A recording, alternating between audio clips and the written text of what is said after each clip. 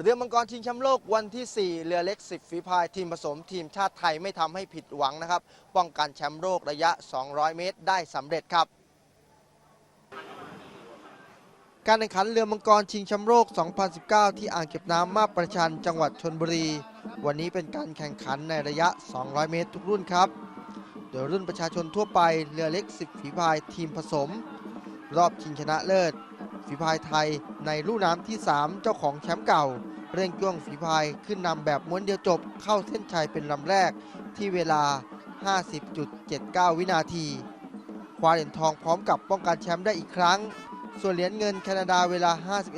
51.321 วินาทีและเหรียญทองแดงเมียนมาเวลา 51.836 วินาทีขณะที่เรือใหญ่ 22 ฝีพายทีมผสมรอบชิงชนะเลิศเช่นกันครับทีมชาติไทยในรุ่นน้ำที่ 4 ช่วยกันรวมพลังเร่งฝีพายเข้าเส้นชัยเป็นลำแรกที่เวลา 44.030 วินาทีได้เหรียญทองเหรียญเงินอินโดนีเซียเวลา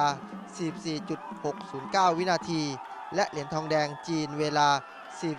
44.731 วินาทีปิดท้ายที่รุ่นเยาวชนอายุไม่เกิน 18 ปีเรือเล็ก 10 ฝีพายทีมผสมแข่งขันทั้งหมด 2 รอบปรากฏว่าฝีพายไทยเข้าเส้นชัยเป็นอันดับที่ 1 ทั้ง 2 รอบเวลารวม 1 นาที 49.367 วินาทีได้เหรียญทองเหรียญเงินและเหรียญทองแดงสเปนกับออสเตรเลียตามลำดับ